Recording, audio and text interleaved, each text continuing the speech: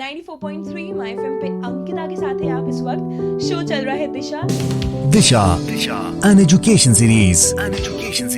And today we have a very special guest with us, a very beautiful guest with us, miss Rishita Sharma, director of Vinayam public school. Ma'am, बहुत बहुत स्वागत है आपका। Thank you so much, Ankita. You already made my day.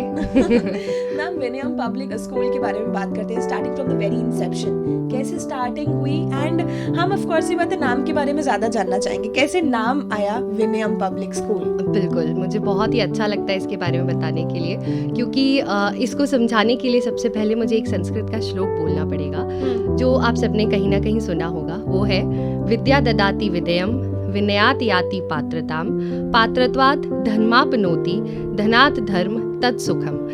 इसी में ही विनयम आ जाता है और हमारा जो नाम है वो हमने इसी से लिया है, और जो हमारा उद्देश्य है वो भी हमने इसी से लिया है, विच इज़ कि एजुकेशन कितना इम्पॉर्टेंट है। विद्या से ही धन आता है, पात्रता आती है, विनयम आता है और साथ में सुख मिलता है, और हम धर्म की राह पर भी चलते हैं। तो यही हमारे स्कूल का उद्देश्य भी है।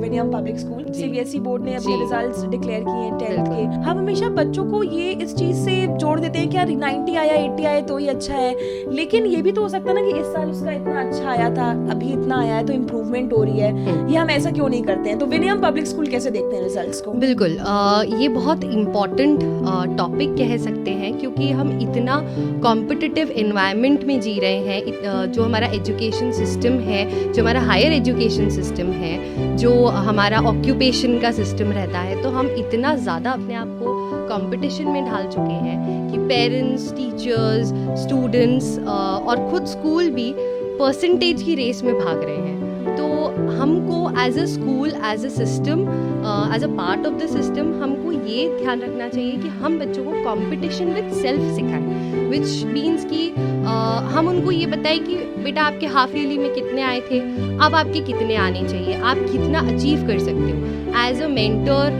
As a tutor of a student, आपको पता होता है कि इस बच्चे में कितनी कैपेबिलिटी है और वो कितना आगे जा सकता है। तो हमें उनको उस दिशा में ही हमको करना चाहिए कि नहीं बेटा तुम इतना अचीव कर सकते हो, कैसे कर सकते हो ये भी आप बताइए उनको। तो इम्पॉर्टेंट इज़ कि हम उनको कंपटीशन विद सेल्फ सिखाएं। करिकुलर एक्टिविटीज की बात करें, उस पर हम आएंगे डेफिनेटली थोड़ी देर में, कि अगर वो उसमें आगे बच्चे जा रहे हैं तो हम अपने बच्चों को उसमें भेजते हैं। एक होता है कि पढ़ाई में जा रहे हैं तो उसमें भेजते हैं। तो पेरेंट्स को भी एक होता है ना अनसाइड प्रेशर भी उनके ऊपर भी आ जाता है।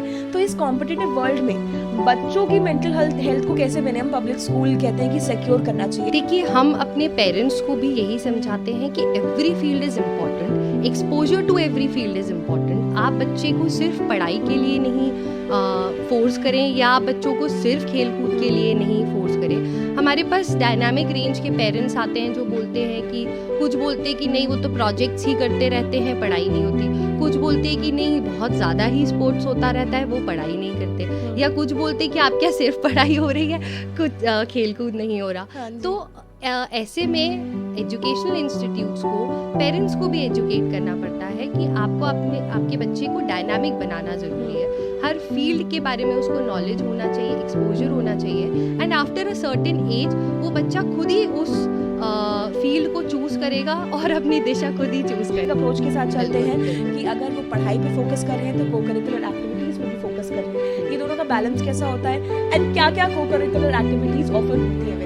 देखिए, हम कोशिश करते हैं कि हम अपने एक्टिविटीज़ को उनके एकेडमिक्स में ही जितना ज़्यादा ब्लेंड कर सकते हैं, क्योंकि अभी NEP मॉडल भी हमको यही सजेस्ट कर रहा है, और धीरे धीरे उसमें भी चेंजेस आ रहे हैं, और जो स्कूल्स भी हैप्पीली एक्सेप्ट कर रहे हैं। जो एक्सपीरियंशियल लर्निंग रहती है, आप कोई भी एक मैथ्स का टॉपिक पढ़ें या सोशल स्टडीज़ का टॉपिक पढ़ें, तो उसको आप इंटरेस्टिंग और एक्सपीरियंशियल कैसे बनाएंगे।